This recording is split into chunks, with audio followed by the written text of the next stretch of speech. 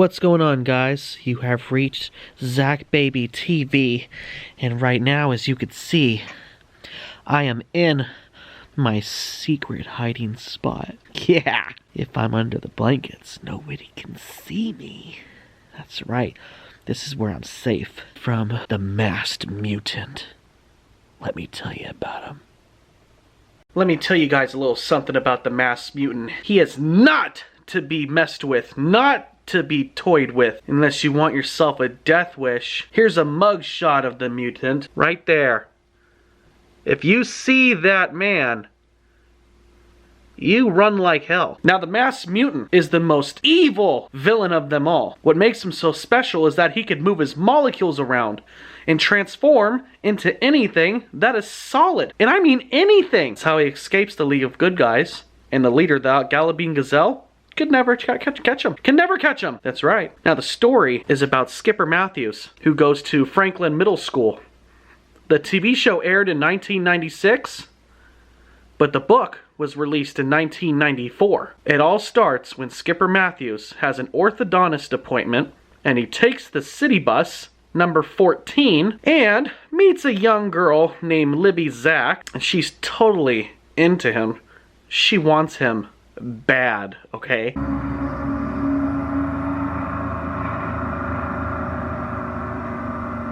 you go to Franklin? Huh? Me? I wasn't talking to the empty seat. You call that flirting if you want to, but she wanted all that goodness of Skipper. So she's talking to him, and they start talking about comic books, and she collects high school Harry and Beathead comics, which Skipper kind of laughs at her.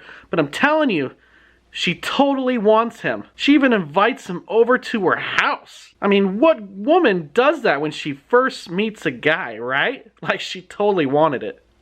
She totally wanted some of the Skipper all up in her. Yeah, so anyways, aside from that, guys, he freaks out. He missed his stop to his orthodontist appointment, rings the bell, gets off the bus, and across the street, he sees the secret headquarters of the masked mutant.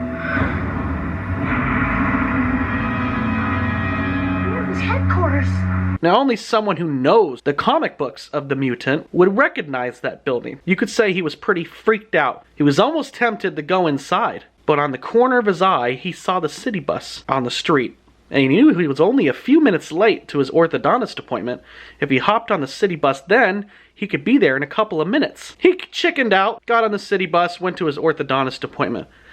But that building was on his mind the rest of the night. Best believe he was going back to that building. Aside from a lot of homework and stuff like that, he eventually makes his way back to that same area because he recognizes where he got off the bus the last time. He gets off the bus and he looks across the street, and the building is freaking gone. And he's like, whoa, what the heck happened here? He's looking at an empty lot.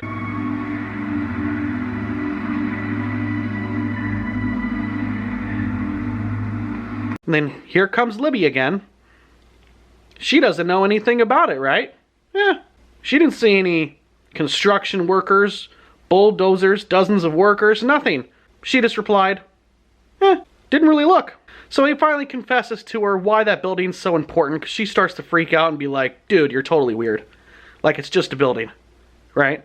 So he goes home, pretty bummed out. Then he gets a special edition of the Masked Mutant that comes in the mail to him, right? So he opens it up, and lo and behold, the Masked Mutant says, I'm watching each one of them now. They'll never find me. I've put an invisibility curtain around my entire headquarters.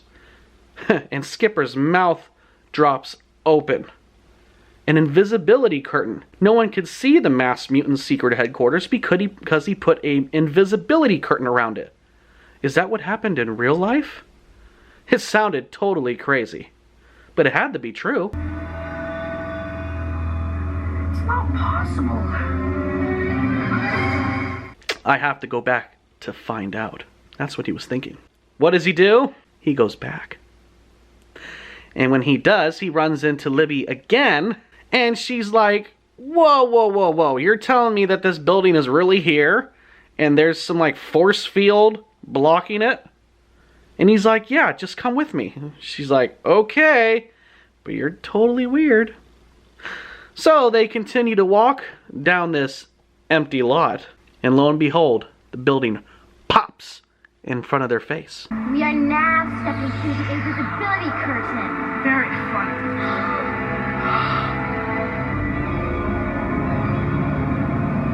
You were right.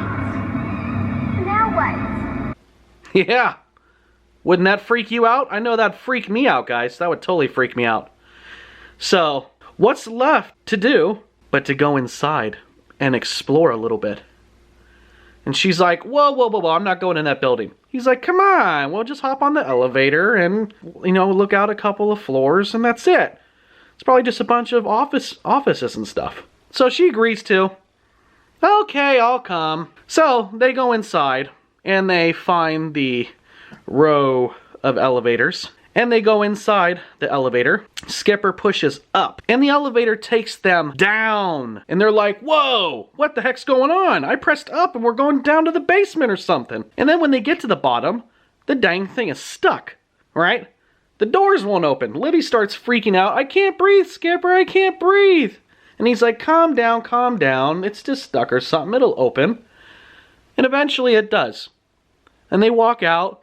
And they're walking down the halls. Eventually, you know, it's kind of dark in there and stuff. It's, you know, it's a basement. It's a big place. They end up getting separated. He turns this way, she turns that way, woo woo.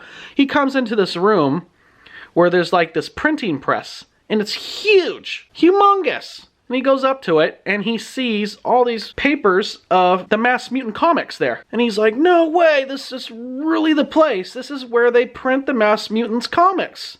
He's pretty jazzed. He's so jazzed he forgot about Libby for a while. But the crazy thing is that he sees some pictures of himself. It's me. And he's like, whoa, they even got a picture of my chipped tooth. How did the artist even know that I have a chip on one of my front teeth? I'd freak out too, right? So eventually Libby shows up and he tries to explain to her, hey, look, check out these pictures. They're pictures of me. She's like, I don't got time for this. I'm out of here. I found some elevators. Let's get the heck out of here, Skipper. So they do. And they leave. They leave the building. His mind is going bonkers, right? He cannot believe it. So he's like, is this really a comic book? Or is just the place that, you know, where they print the comics? And then he gets another comic book. And the leader of the League of Good Guys, the Galloping Gazelle, is tied up in a room, in the broiler room, and a little cloud pops up. And it reads, only the boy can save me now. Only the boy can save the world. Total mind bust right there. He runs downstairs, talks to his parents, tries to talk to him at least, and lo and behold, the parents are busy in the kitchen. Mom's trying to get the stove to light. She's saying, honey, we need a new stove. This thing's not working again. Dad's cutting onions, tears dripping down his eyes. He can't see a dang thing. He's got these onions in his face. They're trying to cook dinner, and they're both so occupied. The mom glances at it and says, oh yeah, that kind of does look like you. Not really paying any attention or taking it seriously, because they know he's a comic book junkie. That's all he's about, right? So they're not really listening to what he has to say, and he's totally freaking out. He's like, this is like the biggest thing that's ever happened to me, and you can't even take a glance, you know? So he storms off, and he goes back to that building by himself at nighttime. I mean, Skipper ain't no wussy, right? I mean, to go back to that building, you gotta take the city bus at nighttime into a strange part of town. You got some weirdos out there. I mean, it's risky, but he took that risk because he was like, if this is real, I have to get there and save the Galloping Gazelle. Lo and behold, he finds him. That's right. His buffness is strapped down to that chair with a bunch of ropes. You're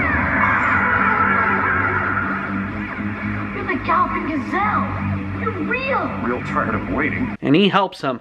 And he loosens those ropes. And he frees him. And they say, let's go meet our destiny. And he's like, what? So they go together. They end up going up to the top floor area where the Mass Mutant private office is located at. One of the furniture objects there turns into the Mass Mutant. He was waiting for him. I'm telling you, it was a setup, right? Woo! Earlier, the galloping gazelle says, "I'll run circles around him. I'll run faster and faster until I become a raging tornado and he'll be swept away forever." Sounded like a good plan. Didn't work out that way.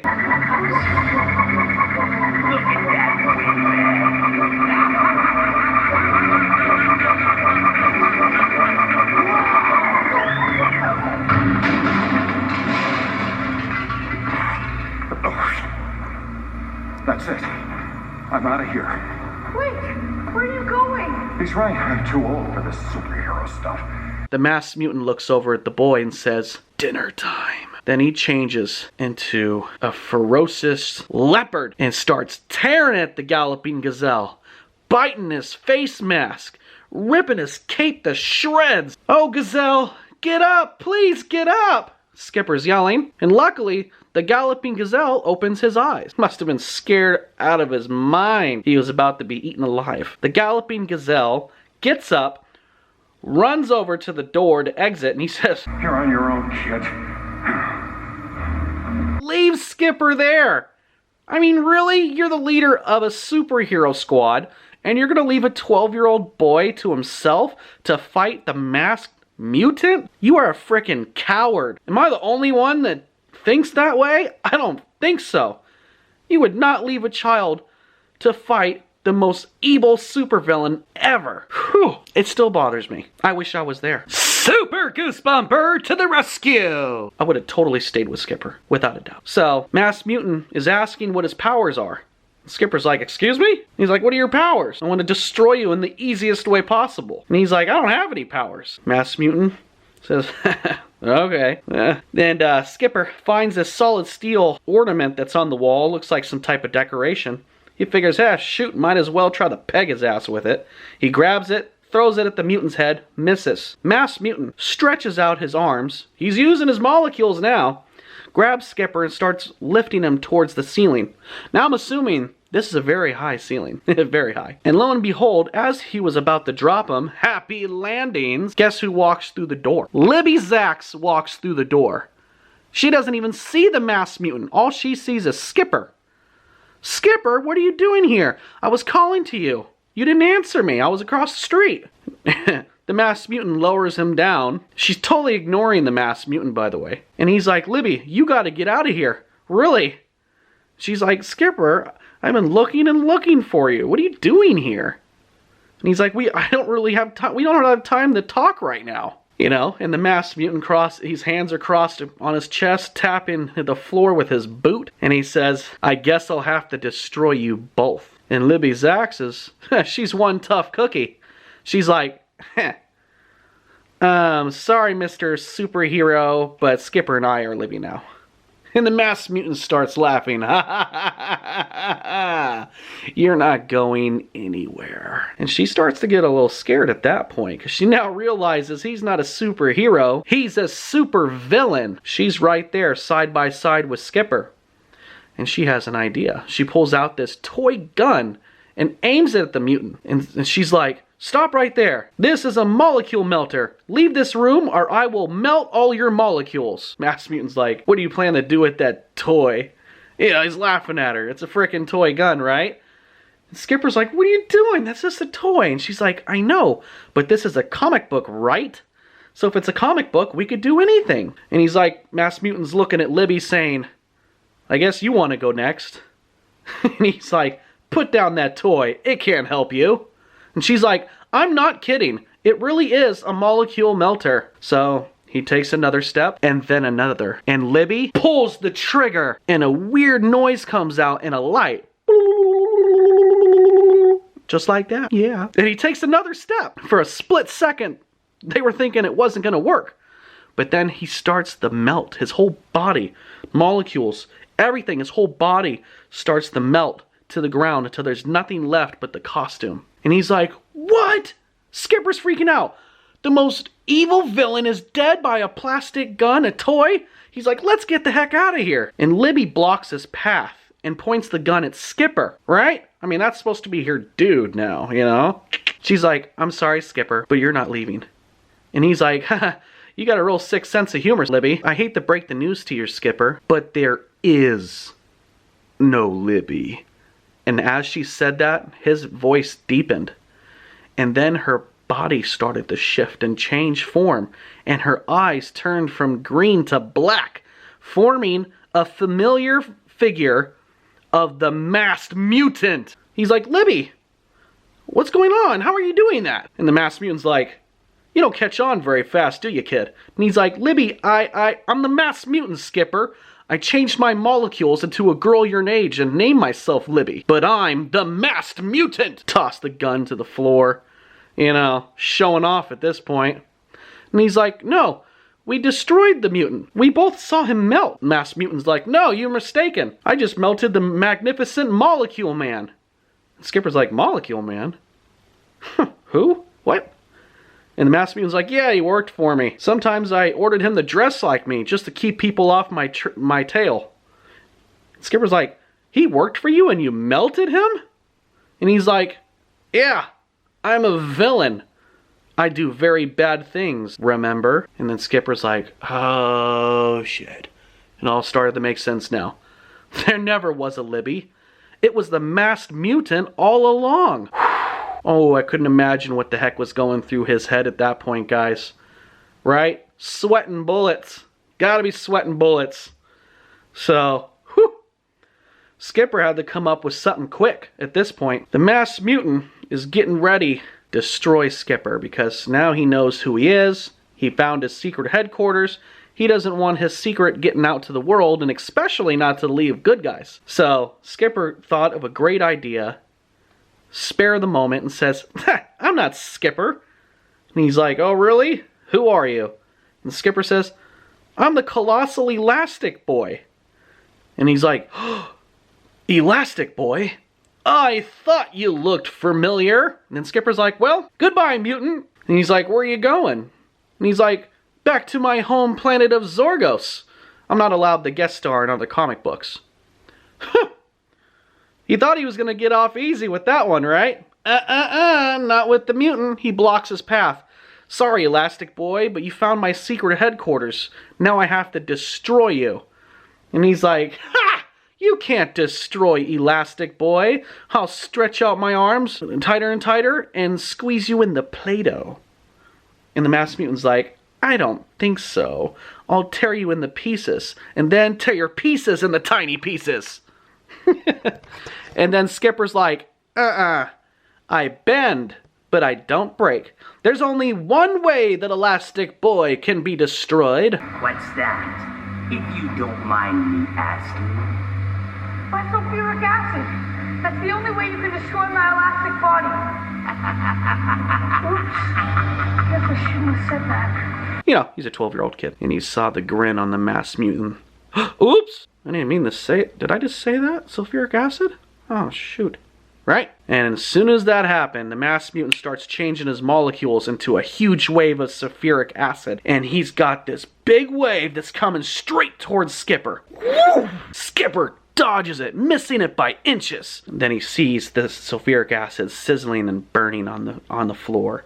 Skipper smiles and says, yes! What was the rules? From reading the comics, Skipper knew that the masked mutant could change anything solid and then change back into his form again.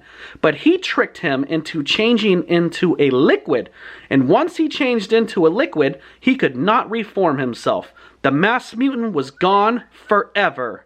Skipper, you are a clever guy. Starts laughing and dancing around the floor a little bit there. Congratulations, Skipper. You have won against the mutant by tricking him into changing himself into a liquid. Because there was no other way you would have won, buddy. Not at all. He did his little happy dance, went home, and for the first time he actually wanted to spend time with his little sister. They threw the frisbee around a little bit, about 30 minutes in the backyard. Got a little hungry. She's like, Mom has some chocolate cake on the counter. Chocolate cake sounded just right, Skipper thought. So he goes into the drawer to get a knife. He starts cutting the cake. Cuts himself on the hand. He looks down at the cut. Not blood, but red, blue, yellow, and black ink. His sister looks at him. Look at that. Cool. And he's like, where's that new masked mutant comic? And I just thought, and then I just realized that my comic book career wasn't over. Well guys, I hope you enjoyed the review of Attack of the Mutant number 25 from the original series of Goosebumps, Attack of the Mutant. Leave your comments below. If you have any questions about this book, if you have any opinions, click that like button, subscribe, comment, and we'll see you later.